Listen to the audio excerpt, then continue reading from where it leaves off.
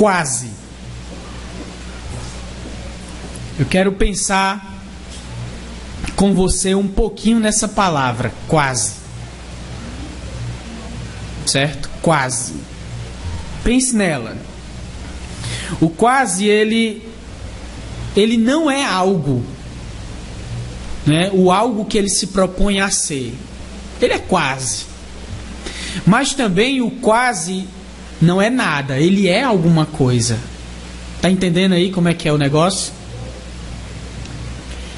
E eu reconheço que existem contextos, situações, que essa palavra, o quase, ela é algo aceitável, é algo confortável, é algo que satisfaz. Eu tenho aqui 3 exemplos disso. O primeiro exemplo é, presta atenção, ele está quase se apaixonando por ela. Né? É uma coisa que é confortável, é meio agradável. Né? Outro exemplo, ela está quase sendo promovida. Né? Olha só, a esperança raiando aí, né? Ele é quase um pastor. Entendeu aí? Não é? Contudo, se a gente mudar o contexto, se a gente mudar a situação, o negócio fica ruim. Presta atenção. Ele quase foi apaixonado por ela. O negócio já é ruim, não é? Dá um sentimento de ruim. Ela quase foi promovida. Não é? Ele quase foi um pastor. Né? Você sabe que, apesar de contextos diferentes, de situações diferentes, o quase, nesses ambos contextos, nesses 2 contextos que eu acabei de falar para você, ele tem algo em comum. Sabe qual é? Que o quase, em ambos os contextos, em ambas situações, não é o que deveria ser. Entendeu aí? Não importa se é num contexto mais positivo, não importa se é num contexto mais negativo, o quase não é aquilo que ele se propõe a ser. Ok? É sobre isso que eu gostaria de pensar juntamente com vocês, num texto que está em Atos capítulo 26, verso 24. Atos 26, verso 24. O título da mensagem é o seguinte: embora o quase seja alguma coisa, ele não é o que deveria ser. Pegou aí o negócio? Embora o quase seja alguma coisa, ele não é o que deveria ser. É sobre isso que nós vamos pensar. Atos capítulo 24, aliás, 26, desculpe, verso 24. Amém? Quando Paulo estava dizendo essas coisas em sua defesa,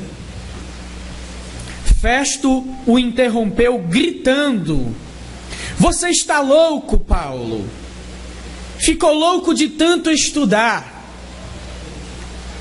Paulo, porém, respondeu: "Não estou louco, ó excelentíssimo Festo. Pelo contrário, digo palavras de verdade e de bom senso. Porque tudo isto é do conhecimento do rei, a quem me dirijo com franqueza, pois estou persuadido de que nenhuma dessas coisas lhe é oculta, pois nada se passou em algum lugar escondido. Por isso pergunto, Rei Agripa, o senhor acredita nos profetas?" Eu sei que o Senhor acredita. Então Agripa se dirigiu a Paulo e disse: por pouco você me convenceu a me tornar cristão. Paulo respondeu: peço a Deus que faça com que, por pouco ou por muito, não apenas o Senhor, ó Rei, mas todos os que hoje me ouvem, venham a ser alguém como eu, mas sem estas correntes. A essa altura levantou-se o rei e também o governador e Berenice, bem como os que estavam assentados com eles. E ao saírem falavam uns com os outros, dizendo: este homem não fez nada passível de morte ou prisão. Então Agripa se dirigiu a Festo e disse: este homem bem podia ser solto, se não tivesse apelado para César.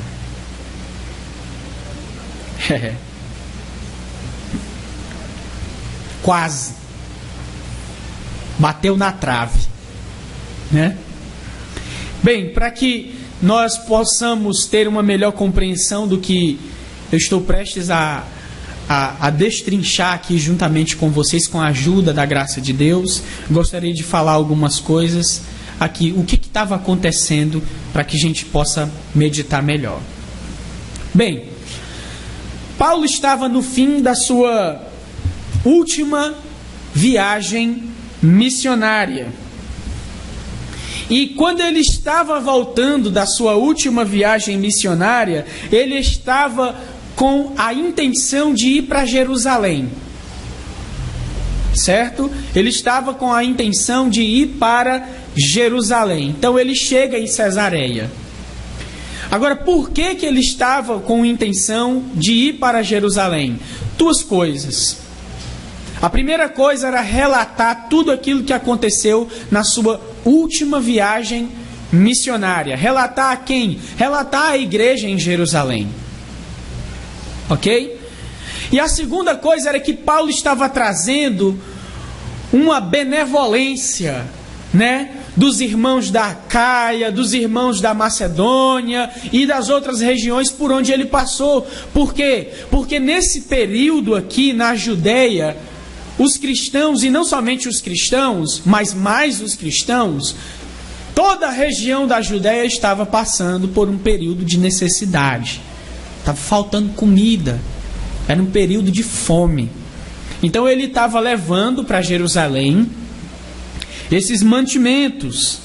Ok? Então, quando ele chega lá em Cesareia, começa o tumulto, não é? Mas quando ele chega em Jerusalém, embora as situações meio que conturbadas que aconteceu em Cesareia, quando ele chega em Jerusalém, o negócio começa. Tá vendo esse aí?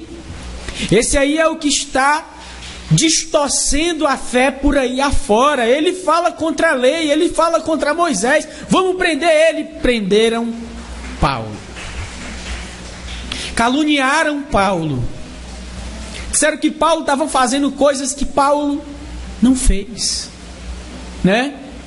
Então a partir daí começa a campanha das defesas de Paulo, ou de sua defesa, né? A primeira está registrada em Atos capítulo 22, do verso 1 ao 21, que é na porta do templo. Ali, quando ele é logo preso, ele apresenta a sua primeira defesa ao povo. A segunda defesa de Paulo é perante o Sinédrio, que está registrado no capítulo 23, verso 1 ao 10. Paulo vai para a frente daqueles homens religiosos, daquelas autoridades religiosas, para se explicar, para dizer que ele não estava fazendo nada daquilo que estavam dizendo que ele estava fazendo. Depois, ele parte para Cesareia, novamente. E quando ele chega em Cesareia, ele vai se encontrar com um homem chamado Festo, aquele de igual posição a de Pilatos. Lembram de Pilatos, governador romano? Ele tinha mais ou menos a mesma posição que Pilatos. E ele, ali em Atos capítulo 24, no verso 10 até o verso 22, ele apresenta ali a sua defesa mais uma vez. E logo em seguida, dias depois, ainda em Cesareia, que eu chamo de Cesareia parte 2, ele se apresenta ao rei de Israel, ao Agripa, aos conhecedores de história, ao Agripa II. Então ele se apresenta a esse rei, Agripa e sua comissão, e ali mais uma vez faz a sua defesa e gera um discurso inteiro do seu testemunho, de tudo o que lhe ocorrera, e ele conta tudo com precisão. Ele faz questão de citar nomes, ele faz questão de se situar na história, no tempo, para não restar dúvidas de que aquilo tudo que ele passara era verdade e que aquelas acusações que estavam fazendo contra ele, nenhuma delas procediam. Ok? Então, já que eu dei aqui o contexto para vocês, nós estamos aqui nesses versos de 24 até o fim do capítulo. Ele está se defendendo perante o rei Agripa. E para melhorar a situação aqui, para a gente ter uma melhor meditação no texto, eu fiz aqui uma espécie de divisão, mas divisão por pessoa. Eu detectei aqui 3 tipos de pessoa diante da fé cristã e da proposta da fé cristã. Tá? Então nós vamos meditar dessa forma. 3 tipos de pessoas diante da fé cristã e do que se propõe a fé cristã. Certo? O primeiro tipo de pessoa é aquela pessoa que aceita a fé cristã e que não somente aceita e que não somente a vê como aceitável, mas que se rende a ela, que se compromete com ela, que se possível ir até o fim, até caminho de morte, ele vai. E esse alguém é o apóstolo Paulo. Ok? Essa é a primeira pessoa que eu quero meditar, o primeiro tipo de pessoa que eu quero meditar juntamente com vocês. Muito bem. Paulo é um homem que mantinha vivo na memória o motivo de sua verdadeira vida. Essa é a primeira coisa que eu gostaria de destacar, o primeiro ponto que eu gostaria de destacar desse tipo de pessoa, dessa pessoa que aceita, que tem o cristianismo como aceitável, e não somente isso, mas que se rende, mas que se compromete, mas que está disposto a ir até as últimas consequências. Então esse é o primeiro ponto. Ele é um homem que mantinha vivo na memória o motivo de sua verdadeira vida. Para Paulo, a vida mesmo dele, a vida de fato dele começou depois da sua conversão. É tanto que, tanto em Filipenses como em outras partes de sua carta, ele diz que tudo aquilo que ele havia conquistado antes de Cristo é tido como lixo, como refúgio. Para ele, aquele era o momento verdadeiro. E aí nós temos o discurso de Paulo, a sua defesa, no capítulo 26, verso 1 até o verso 23, Paulo detalha isso.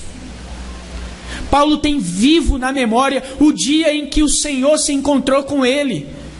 O dia em que o Senhor se mostrou soberano perante Paulo, e Paulo não teve mais o que fazer, ele não teve onde se esconder, ele não teve do que se justificar. Ele só teve 2 opções, aliás, ele só teve uma opção: se render. Ele só teve essa opção, e Paulo mantém isso vivo em sua memória. Isso é extremamente importante para uma pessoa que leva a fé cristã a sério. E isso é extremamente importante para uma pessoa que é comprometida com a causa do reino de Deus. Basta você dar uma olhada no Antigo Testamento, e a fé judaica era uma fé que se baseava na recordação. Deus continuamente está dizendo para o seu povo: lembra de onde eu tirei vocês? Vez por outra os profetas se levantam perante o povo e diz: vocês foram escravos na terra do Egito e Deus os tirou de lá. O Senhor os tirou de lá com braço forte.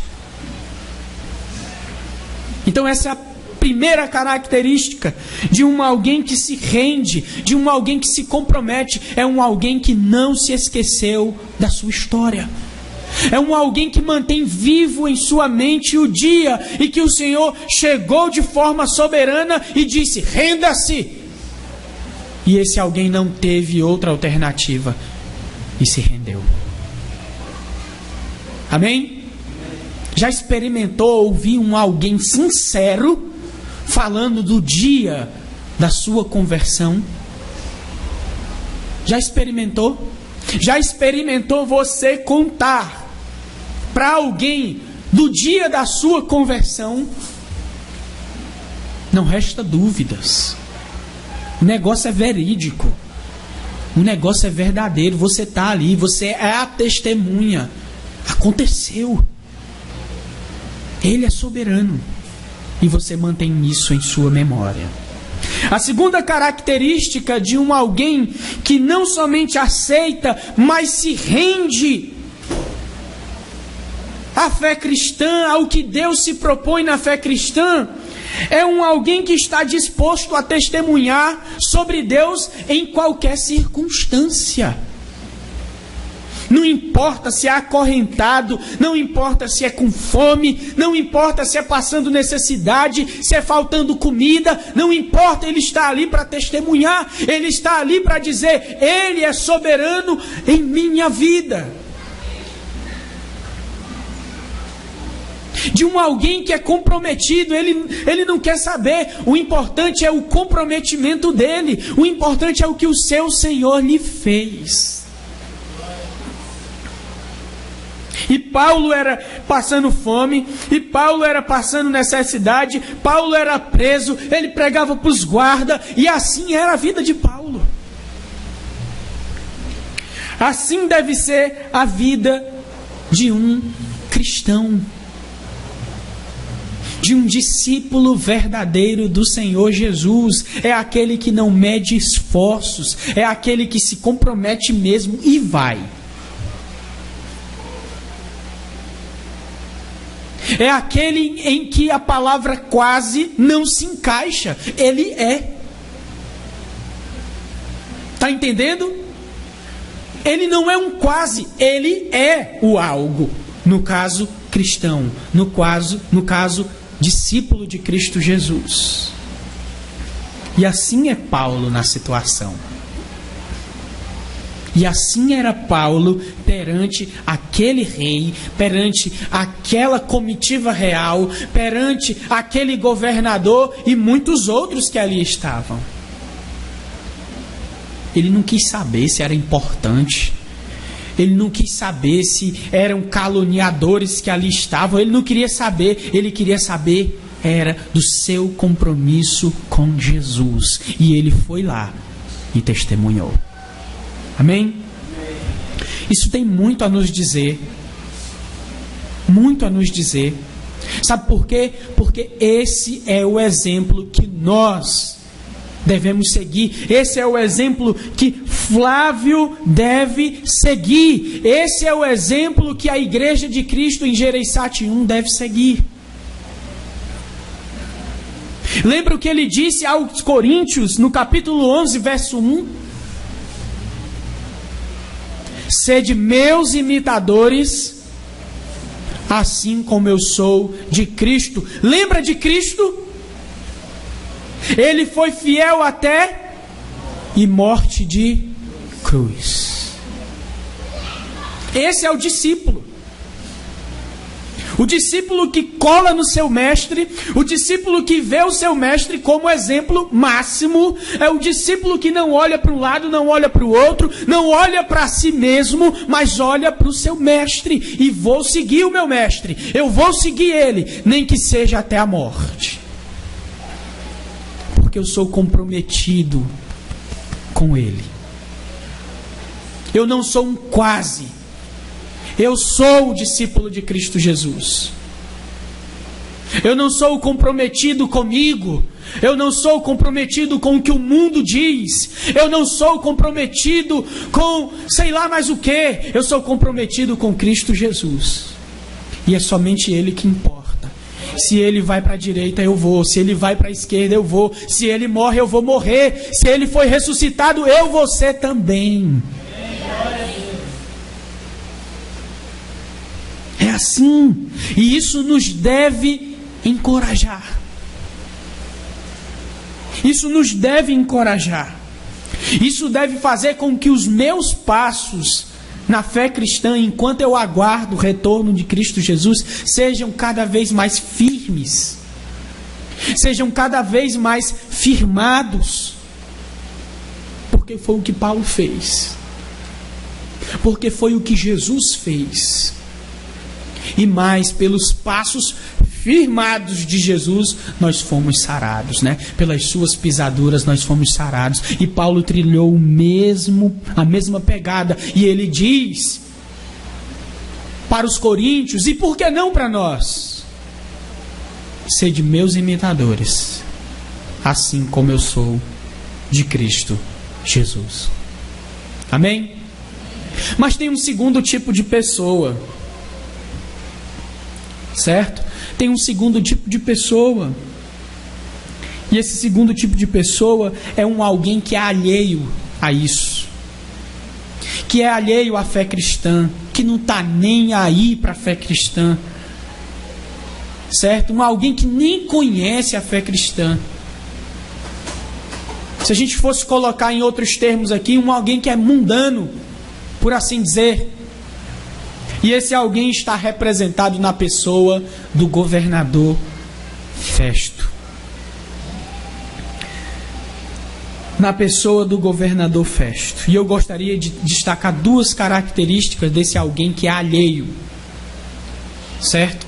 A primeira característica é que esse cônsul, ou esse governador, ele não entendia nada de judaísmo, ele não entendia nada de cristianismo, e ele tinha essa postura diferente do seu antecessor, do Félix. Em Atos capítulo 24, verso 22, lá fala que Félix era bem informado dessas coisas.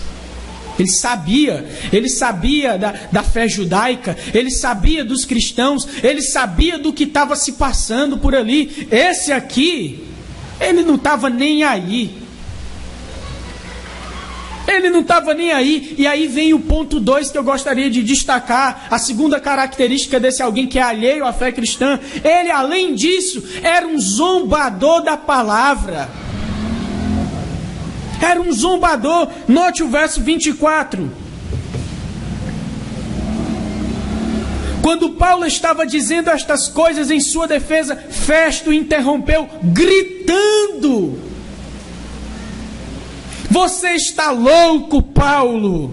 Ficou louco de tanto estudar? Ou, na sua versão, essas muitas letras te enlouquecem. Isso tudo que você está dizendo aí é loucura. Isso tudo que você está dizendo aí é balela. Paulo, olha só, cara, tu está metido aí com judaísmo, está metido aí, estudou filosofia grega. Paulo, tu tá doido, cara. Tu tá maluco. Mas Paulo responde a ele: não estou louco, ó excelentíssimo Festo. Olha como é que um louco responde, né? Então, além de alheio, ele era zombador da causa de Cristo. Note, ele não era um quase, tá? Ele era algo. Assim como Paulo era comprometido, rendido e até a morte Festo, ele não era quase alguma coisa. Ele era um alguém alheio. Ele não estava nem aí. Ele não queria nada. Ele era um alguém que não queria parte com Deus. Entendeu? Amém? E meus irmãos, isso é o que a gente deve esperar do mundo. É isso que a gente deve esperar do mundo. A gente não deve esperar do mundo flores. A gente não deve esperar do mundo braços abertos. E se o mundo tiver de braços abertos lhe esperando, ele vai te dar um abraço do tamanduá. Sabe como é que é o abraço do tamanduá? Ele tem uma garra bem grande e ele fica assim no meio da estrada. Para depois, toma.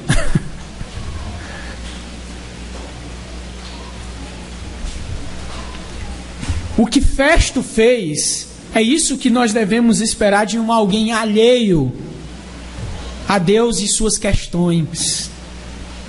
Incompreensão e zombaria. É isso que nos espera.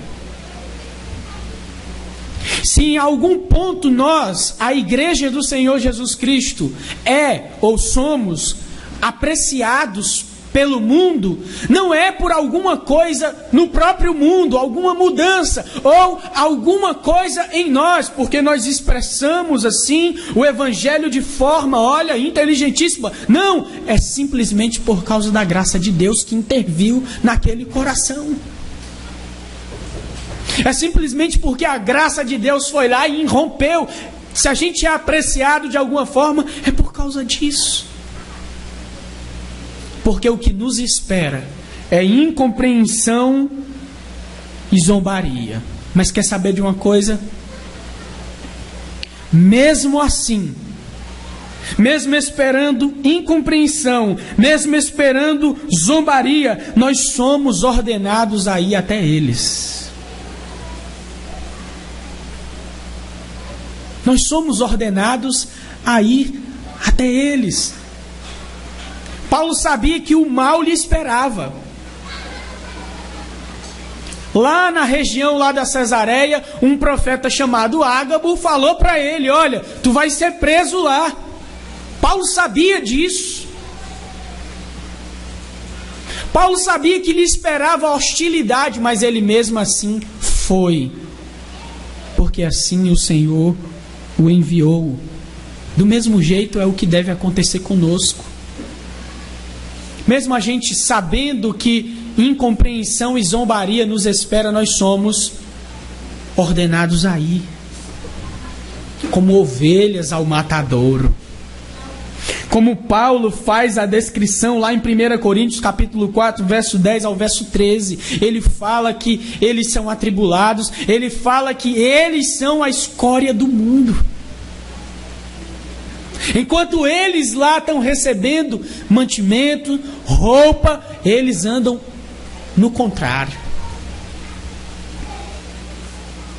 Mesmo sendo isso que nos espera, nós somos ordenados a ir até eles.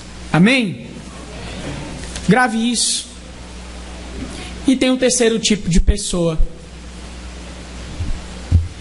Terceiro tipo de pessoa. Aquele que se encaixa no que nós começamos a falar sobre o quase.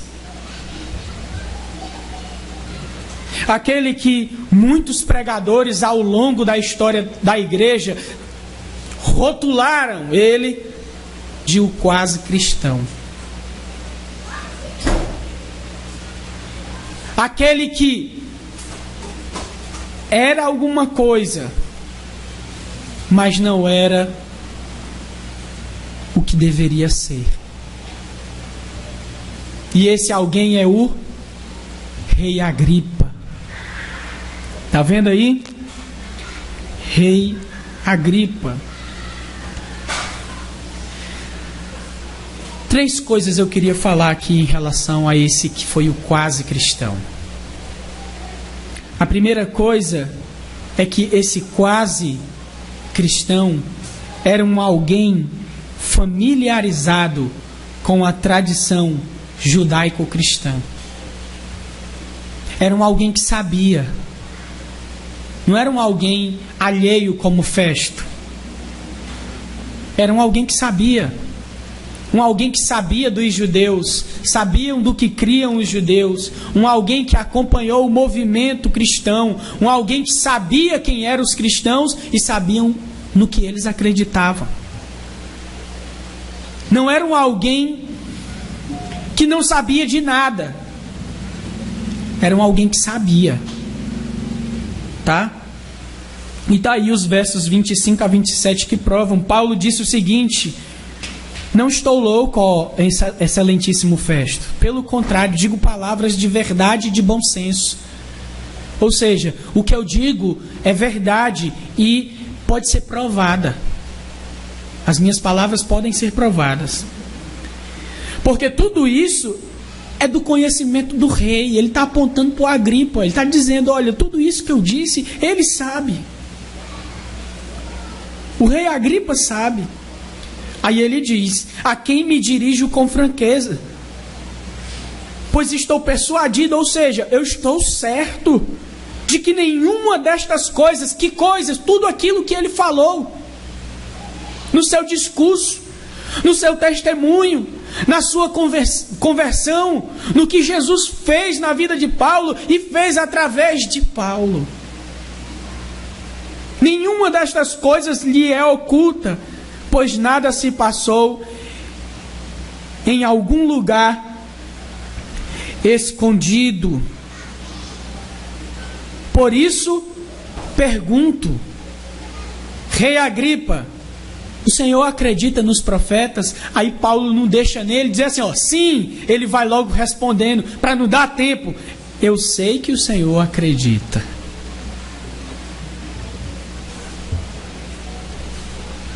Paulo foi meio que o Faustão aqui, que pergunta uma coisa para os entrevistados e ele mesmo responde. Então essa é a primeira característica, o primeiro ponto que eu gostaria de destacar desse quase. Um alguém que sabe. Um alguém que está posto, que está testificado, que todo mundo sabe que ele sabe. Um alguém que sabe de onde se deve partir e para onde se deve chegar. A segunda característica de um quase, no caso, Agripa, é um alguém que é capaz de reconhecer a verdade.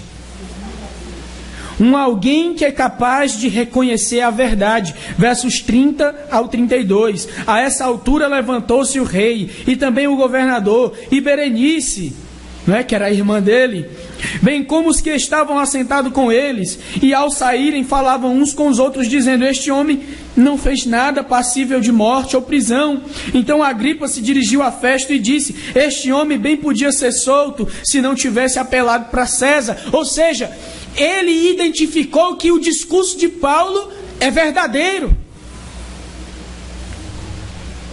Ele sabia.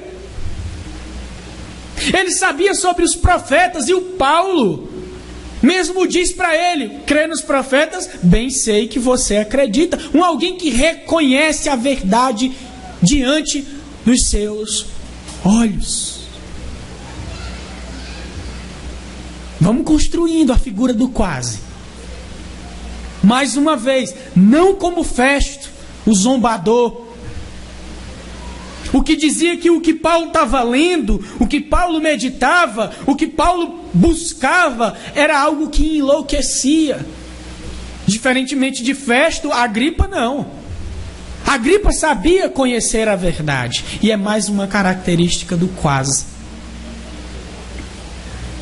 O quase reconhece a verdade. O quase sabe enxergar quando algo verdadeiro está diante dele. Ok? E tem uma terceira e última característica do quase.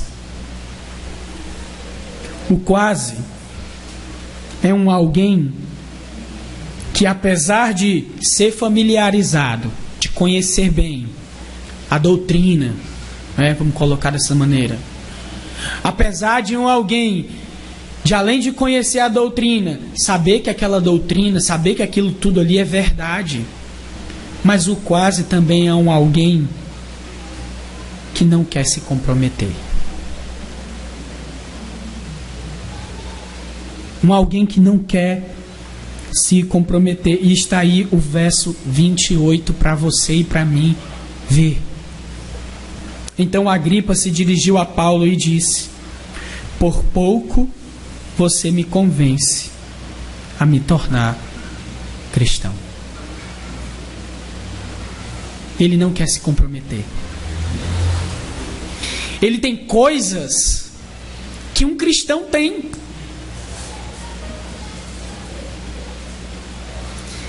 Ele tem coisas que um cristão tem. Um cristão sabe de sua fé. Um cristão reconhece a verdade de sua fé. Mas ele não é um cristão. Porque um cristão se compromete. Porque um discípulo verdadeiro de Cristo Jesus se compromete com o negócio. Mas também ele não é como Festo, que não sabe de nada e que zomba. É triste isso. Isso é triste e apavorante. Isso é triste e apavorante. Vou dizer mais uma vez. Isso é triste e apavorante. Gostaria de lhe convidar a repassar essas coisas na sua cabeça agora, na sua mente. Um quase é alguém que sabe a doutrina, sabe que a doutrina é verdadeira, mas não quer se comprometer. Ele não é um mundano, porque o mundano nem sabe. Ele não é um mundano, porque o mundano zomba. Mas também ele não é um cristão, porque o cristão se compromete. Não basta ser familiarizado com a Bíblia. Preste atenção, Gereissati 1. Não basta estar familiarizado com a Bíblia ou com a tradição da igreja, se você gosta de história. Não basta.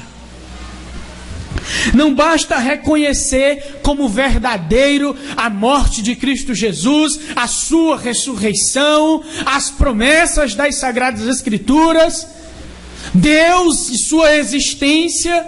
Não basta reconhecer como verdadeiro. Acima de tudo, ou junto com tudo isso, deve haver necessariamente um comprometimento com Jesus e tudo que lhe diz respeito. Está escutando? Amém? Isso é triste, é terrível. Eu vim com o coração pesado para cá. É sério, gente. Não adianta de nada se você sabe de Gênesis e Apocalipse. Se você acredita em cada vírgula, em cada tio, em cada jota, se você não se compromete. Se você não está disposto, se você não está disposta, não importa, porque o que importa é o comprometimento.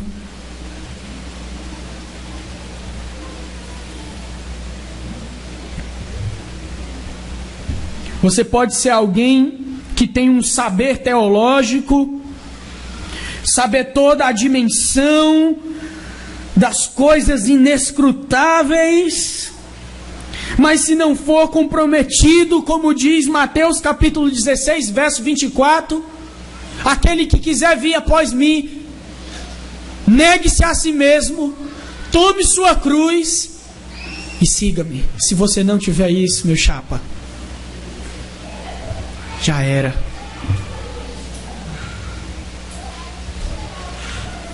Contudo, eu tenho uma coisa para te dizer. Preste atenção. Estou concluindo. Tenho uma coisa para te dizer. Ainda é tempo de achar o Senhor. Ainda é tempo de achar o Senhor. Ainda é tempo de buscar ao Senhor. Ainda é tempo de nós nos comprometermos com Ele. Sabe por quê? Porque Ele ainda está perto. Não é o que Isaías 55:6 diz? Buscai o Senhor enquanto se pode achar. Faça isso enquanto Ele está perto. Ainda é tempo. Ainda é tempo de deixar de ser quase. Ainda é tempo de deixar de ser como Festo. Dá tempo ainda de ser imitador de Paulo, assim como ele é imitador de Cristo. Ainda é tempo. Ainda é tempo. Eu convido a você a fazer essa reflexão na sua cabeça. Faça na sua que eu faço na minha. Não se preocupe, que eu não vou ser hipócrita não, legalista não. Faça essa reflexão na sua cabeça. Quem você é das três pessoas? Quem você é? Paulo, Festo ou Agripa?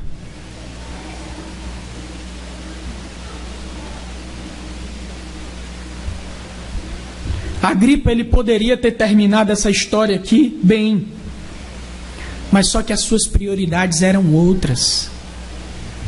Se ele ficasse do lado de Paulo, significava que ele ia abrir fogo contra os judeus.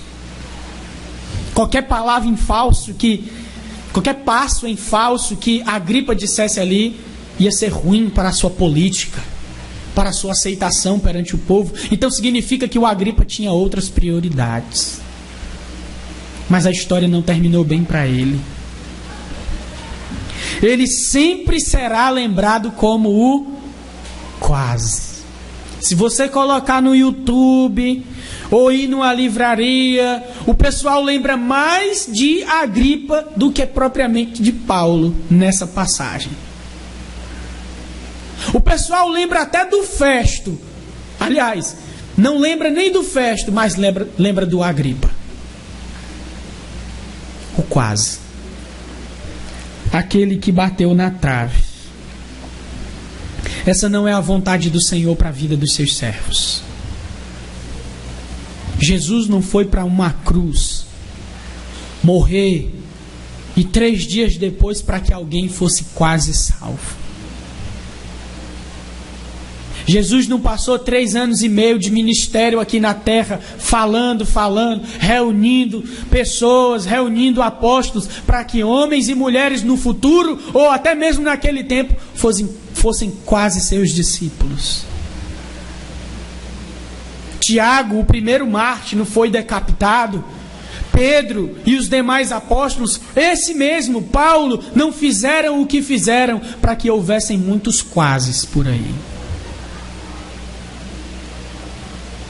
Essa não é a vontade do Senhor. Alguém lembra de Laodiceia?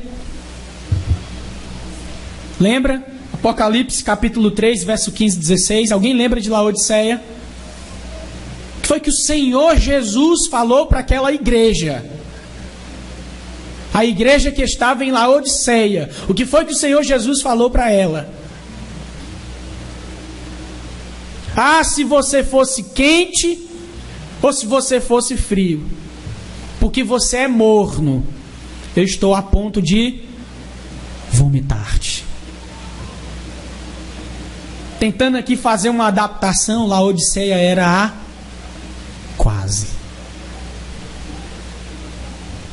Tinha ouro finíssimo, mas era pobre. Tinha as melhores roupas, mas estava nua. Porque era quase. Porque era quase. O quase nunca acaba bem. Pense nisso. Quem você é? Alguém comprometido? Alguém alheio? Ou um quase? Spoiler. O quase não é legal não. Amém? Que o Senhor em Cristo Jesus nos abençoe.